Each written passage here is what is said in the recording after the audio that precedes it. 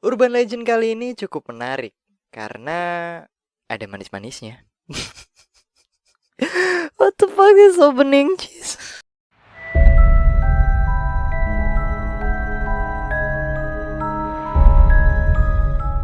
Yep, hello, Buca di sini dan selamat datang di channel Orphanix. Apa kabar kalian semua? Semoga baik-baik saja dan semoga tidak ada hal-hal yang menyebalkan sehingga mengganggu hari-hari kalian. Ya, di video kali ini sesuai judul dan opening yang random tadi, aku akan sedikit bercerita tentang urban legend dari Indonesia, negeri kita tercinta, yang cukup populer dan ya sangat ramai pada masanya, yaitu Si Manis Jembatan Ancol. Ya, bagi anak tahun 90-an atau bahkan yang lebih senpai ya, yang lebih di atasnya lah tentunya. Ya, pasti banyak yang tahu mengenai urban legend yang satu ini. Ya, terlebih bagi masyarakat di daerah sekitar. Ya, saya rasa di seluruh Indonesia juga kebanyakan sudah tahu. Ya, konon cerita dari Si Manis Jembatan Ancol ini sudah ada sejak abad ke-19, yang mana saat itu masih merupakan zaman penjajahan di mana DKI Jakarta masih bernama Batavia. Jadi cerita Si Manis Jembatan Ancol ini disebut-sebut merupakan sebuah cerita tragis yang dialami oleh seorang perempuan bernama Siti Ariyah atau Ari, yang pada akhirnya dikenal sebagai Maryam. Ya, seperti urban legend pada umumnya, pasti ada beragam versi cerita yang dipercaya sebagai awal mula dari suatu urban legend. Ya gimana ya? Ya intinya itulah, pasti banyak versi-versi yang dipercaya sebagai awal mula adanya sebuah urban legend. Ya, Si Manis Jembatan Ancol pun demikian. Karena saking banyaknya, aku ngerangkum dua versi cerita yang ya menurutku cukup make sense kalau dianggap sebagai awal mula dari Si Manis Jembatan Ancol ini. Di versi yang pertama diceritakan bahwa Siti Arya atau Maryam merupakan seorang perempuan yang sangat cantik, legit, pakai banget. Intinya cantik pol lah. Nah, si Maryam ini bekerja di tempat pedagang tua yang kaya raya. Nah, karena kecantikan dari si Maryam ini yang udah pol-polan legit mentok pakai banget. Ya, si pedagang ini yang notabene majikannya ya, ini akhirnya kepincut kepada si Maryam dan memutuskan untuk melamar si Maryam. Namun, lamaran tersebut ditolak oleh si Maryam karena si Maryam tahu kalau ternyata si majikannya ini sudah tidak solo player lah. Ya, jadi si majikannya ini udah beristri gitu dan si Maryam ini enggan untuk menjadi selir dari majikannya tersebut. Setelah menolak lamaran dari majikannya ini, si Maryam memutuskan untuk kabur dan pergi menjauh dari si majikannya. Pergi hilang dan lupakan. Namun sayangnya usaha kabur-kaburan dari si Maryam ini tidak berjalan sesuai rencana. Karena di tengah upayanya si Maryam ini dicegat oleh segerombolan preman, yang konon disebut-sebut preman-preman ini merupakan suruhan dari si majikan yang tadi. Ya, mereka disuruh untuk menangkap si Maryam gitu ceritanya. Jadi setelah tertangkap, alih-alih dibawa kembali ke majikan itu, si Maryam ini malah diperkeos oleh para preman tersebut secara bergiliran. Jadi singkat cerita, setelah mengalami hal tersebut, si Maryam ini akhirnya tewas di tangan para preman itu. Karena takut perilaku bejatnya ketahuan oleh si majikan, para preman ini memutuskan untuk membuang jenazah si Maryam ke daerah persawahan yang kira-kira tidak jauh dari sekitaran di mana tempat si Maryam ini meninggal. Ya, yang mana tempat tersebut saat ini telah berubah menjadi sebuah jembatan yang kita kenal sebagai Jembatan Ancol. Lalu di cerita kedua diceritakan bahwa Siti Ariyah dan ibunya Ma Emper tinggal di sebuah pavilion milik juragan yang sangat kaya. Dan rupanya si juragan ini kepincut atau tertarik terhadap Siti Ariyah atau si Maryam dan berniat untuk menikahinya.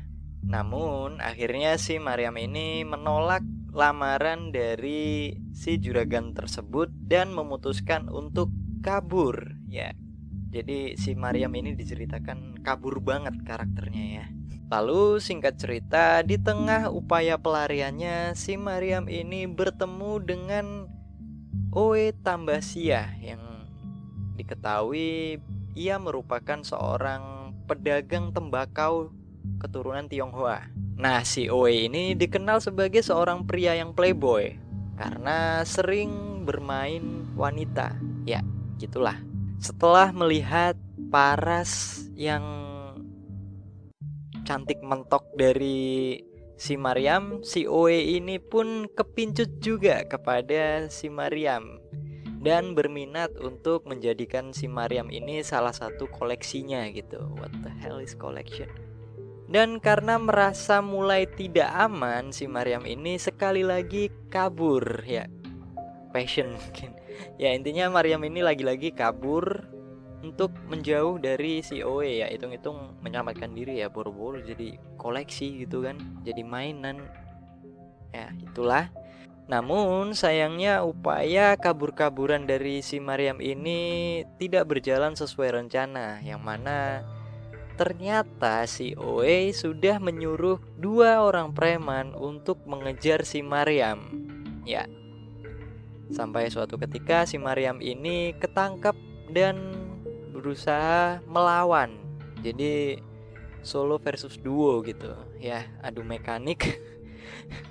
Si Maryam ini mencoba melawan untuk bisa lolos dari si 2 preman ini. Namun sayangnya si Maryam harus meregang nyawa setelah berupaya melawan kedua preman tersebut. Kemudian kedua preman tersebut membuang jasad si Maryam ke suatu tempat yang berjarak kurang lebih 400 meter dari jembatan Ancol. Ya, sampai sini banyak yang percaya bahwa arwah dari si Maryam ini masih tidak tenang, sehingga membuat ia masih menggentayangi wilayah sekitaran jembatan tersebut, yang mana pada akhirnya kita kenal sebagai si manis jembatan Ancol. Ya, itu tadi 2 cerita yang berbeda, namun sebenarnya ini masih ada benang merah gitu, masih ada kemirip-miripan. Dan ya, itulah uniknya dari urban legend gitu loh. Banyak beragam versi cerita yang menyangkut yang disebut-sebut sebagai awal mula, tapi berapa diantaranya kadang tuh ada kemirip-miripan gitu. Ya. Jadi berdasarkan rumor yang beredar di masyarakat luas, si manis jembatan Ancol ini kerap menampakkan dirinya sebagai seorang perempuan yang berambut hitam panjang dan mengenakan baju warna merah. Merah. Biar kapelan gitu.